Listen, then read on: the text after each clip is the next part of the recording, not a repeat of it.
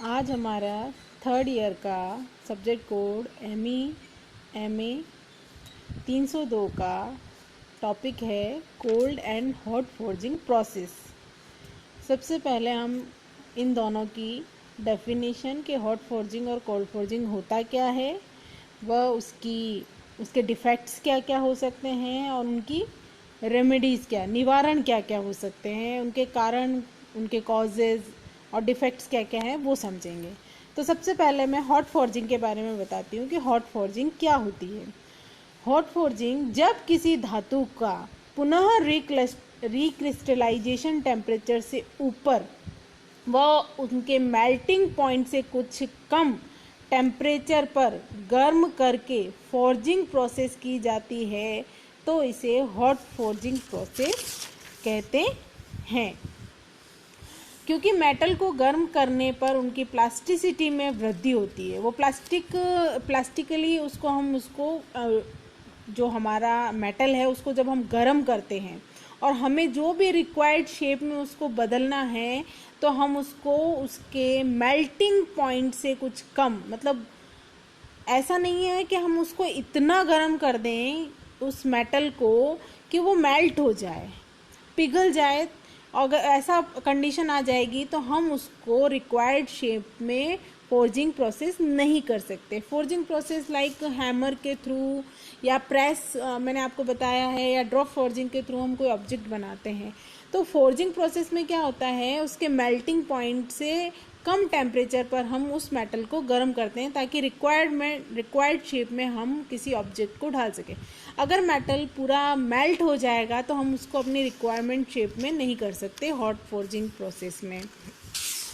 तो hot forging process क्या है कि हम उसके पुनः रिक्रिस्टलाइजेशन टेम्परेचर से ऊपर, मतलब उससे थोड़ा टेम्परेचर ज़्यादा होना चाहिए और वो उससे थोड़ा कम होना चाहिए कि वो पिघल ना जाए, उसके मेल्टिंग पॉइंट से कुछ कम टेम्परेचर प्रोसेस पर हॉट फोर्जिंग की जाती है ताकि उसे इजीली रिक्वायर्ड शेप में बदला जा सके।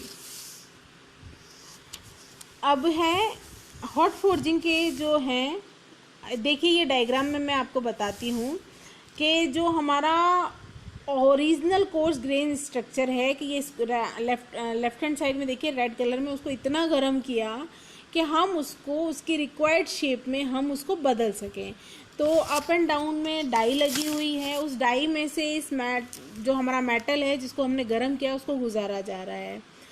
प्लास्टिक डिफॉर्मेशन हो रहा है, फिर रिक्रिस्टलाइजेशन हो रहा है, growth of new fine grain, मतलब हमें जो रिक्वायर्ड शेप में जो मेटल चाहिए था वो हमें फाइनल ऑब्जेक्ट इस तरह से मिलता है।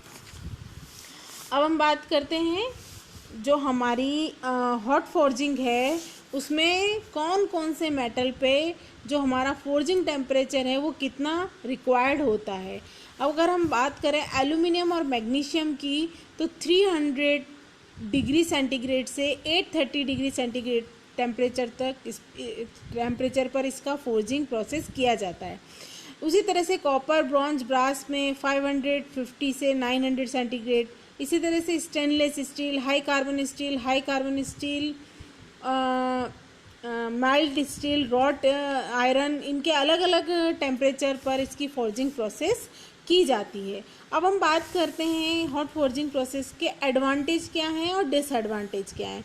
एडवांटेज की पहली बात करूं तो मैं इसकी जो प्रोडक्शन रेट है वो ज़्यादा होती है। यह एक तेज प्रक्रम है जिसकी वजह से हमें इसे प्रोडक्शन रेट है वो ज़्यादा मिलती है।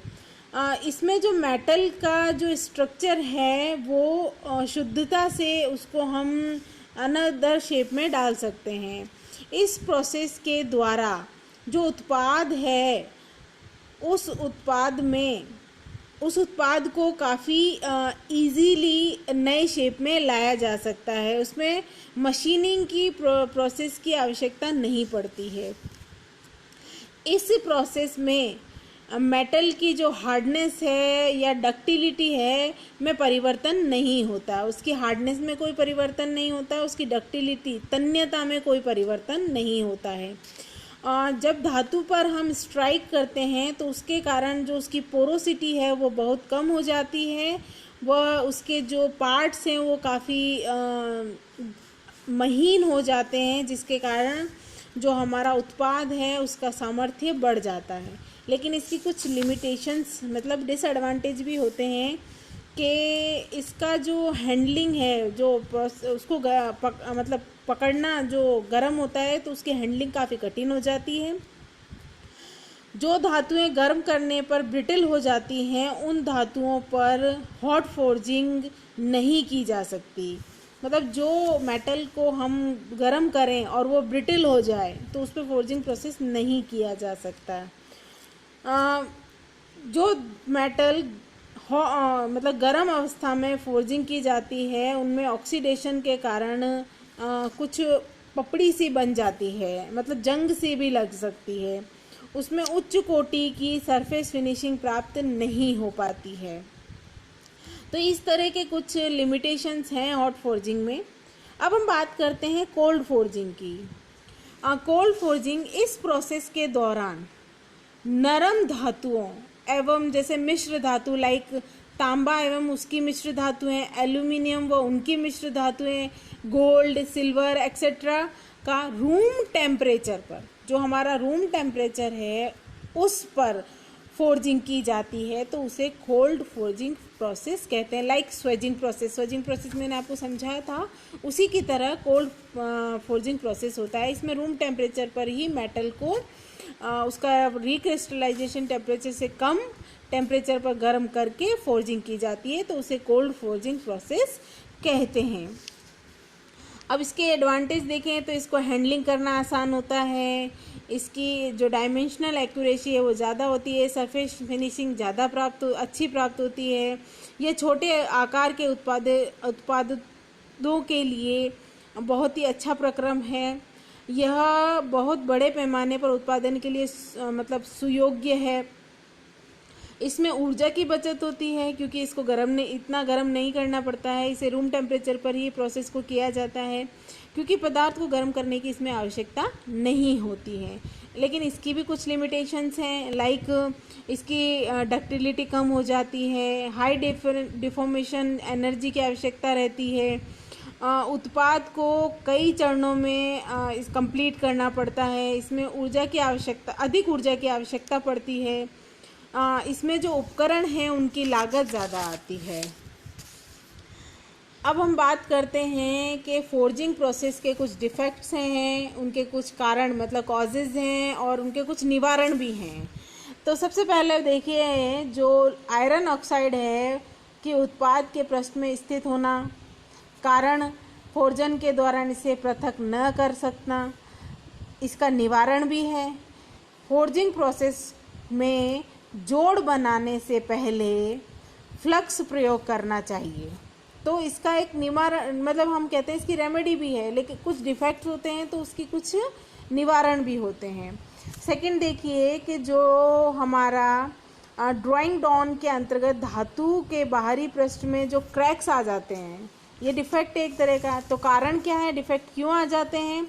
क्योंकि हल्की जो चोटें द्वारा धीरे धीरे लंबाई बढ़ाने से धातु के बाहरी पृष्ठ पर क्रैक पड़ जाते हैं। हम क्या करते हैं, कुछ प्रोसेस करते हैं जिसको धीरे धीरे हम स्ट्राइक करते हैं उस मेटल पर, तो क्या होता है जो उसकी बाहरी जो दीवार है, धातु की बाहरी पृष्ठ जो है उस पर क्रैक आ जाते हैं।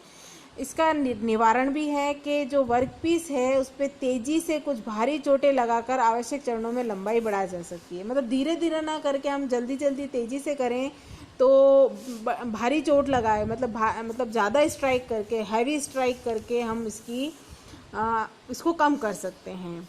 अपसेटिंग के कारण नत्यम विकृत होना, इसका भी कॉज है कि ना कार्यखंड की लंबाई उसके व्यास की मोटाई 2.5 गुने से अधिक हो जाती है। लेकिन इसका निवारण है कि जो वर्क पीस है कि लंबाई उसके व्यास और मोटाई के 2.5 गुने से अधिक नहीं होनी चाहिए। मतलब हम उसका जो डायामीटर है या मोटाई है उसको हम कम कर सकते हैं। फोर्थ वन है कि मोड़ने के बाद धातु का पतला होना या मोड़ पर धातु का फट जाना, कई बार इस तरह के प्रॉब्लम भी आ जाती है क्योंकि जो वर्क पीस है उसकी लंबाई या मतलब उसकी जो डायामीटर है उसको ज़्यादा बढ़ा रहे हैं, तो उसके कारण ये डिफेक्ट आ जाता है। लेकिन वही है कि इसका भी डायामीटर अगर हम कम करके रखें, प्रॉपर वे में देखें कि 2.5 गुना से कम ना हो, तो ये जो डिफेक्ट है वो नहीं होगा। मतलब कोल्ड वर्किंग प्रॉब्लम भी इसमें आती है कि कम तापमान पर धातु पीटने से उसकी सतह अनावश्यक कठोर या ब्रिटल हो जाती है। लेकिन इसका निवारण भी है कि उपयुक्त तापमान पर ही धातु को शीघ्रता से पीटकर उसकी चोटों द्वारा लंबाई बढ़ा देनी चाहिए ताकि ये कार्य आसानी से हो सके। जो हमारा उत्पाद है वो अपेक्षित आकार से बड़ा हो जाना, मतलब ये भी डिफेक्ट है। तो क्या करेंगे कि जो डाइयाँ हैं घिस जाती हैं या प्रॉपर अलाइनमेंट ना हो, इसके कारण ये डिफेक्ट होता है। तो इसके लिए जो मतलब इसकी रेमेडी है वो है कि घिसी हुई डाइयों का प्रयोग ना करें। डाइयों का जो अलाइनमेंट है वो उचित प्रकार का किया जाना चाहिए। टाइम से हमें उसको चेक करना चाहिए। अगर डाई खराब हो गई है तो उन डाइयों को हटा देना चाहिए। फोर्जिंग धातु में इंटरनल स्ट्रेसेस उत्पन्न हो जाते हैं, जो आंतरिक स्ट्रेस हैं, जिसके कारण क्या होता है ये जो मेटल जिसमें हम फोर्जिंग कर रहे हैं उसमें भी प्रॉब्लम आ जाती है, नहीं बना पाते हैं। तो क्या कर सकते हैं, इसमें जो कॉज है, कारण क्या है इसका, कि जो इसका हीट ट्रीटमेंट है फोर्जिंग प्रोसेस का वो ना होना। तो क्या करेंगे कि जो फोर्जिंग धातु का जो एनिलिंग या नॉर्मलाइजिंग है वो बार बार चेक किया जाना चाहिए, जिसके कारण जो इसका इंटरनल स्ट्रेस है वो ना हो। नियमित छेद का केंद्र से हट जाना, जो हमारा निर्मित छेद है या जो केंद्र है, सेंटर है, वहाँ से हट जाना। तो क्या होता है, जो धातु खंड है वर्क पीस में बिना पलटे एक ही तरह से एक बार में छेद करने के कारण ये प्रॉब्लम आ जाती है। तो क्या करना चाहिए, जो वर्क पीस है 180 डिग्री पर पलटने के पश्चात उस पर ठीक तरह से पंच रखकर छेद निर्मित किया जाना चाहिए ताकि ये इजी गोइंग हो सके।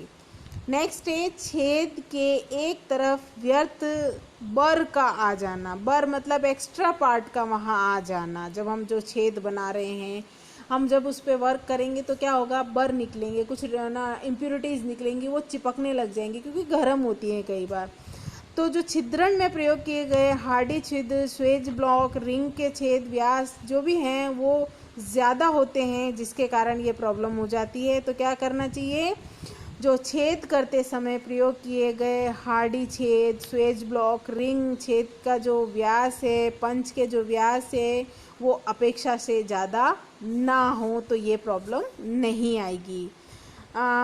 इसमें क्या होता है, कुछ कैविटीज़ भी आ जाती हैं। तो हम क्या करते हैं कि जो जिस वर्क पीस पर हम फोर्जिंग प्रोसेस कर रहे हैं, हॉट सेट्स या कोल्ड सेट्स के थ्रू या 40 छन्नियों के थ्रू आघात सही से करना चाहिए ताकि ये प्रॉब्लम भी ना आए। तो कुछ डिफेक्ट्स हैं, उनके कारण क्या हैं, उनकी रेमेडीज़ भी होती हैं। तो इस तरह से हम hot and cold forging process पर वर्क किया जाता है। Thank you.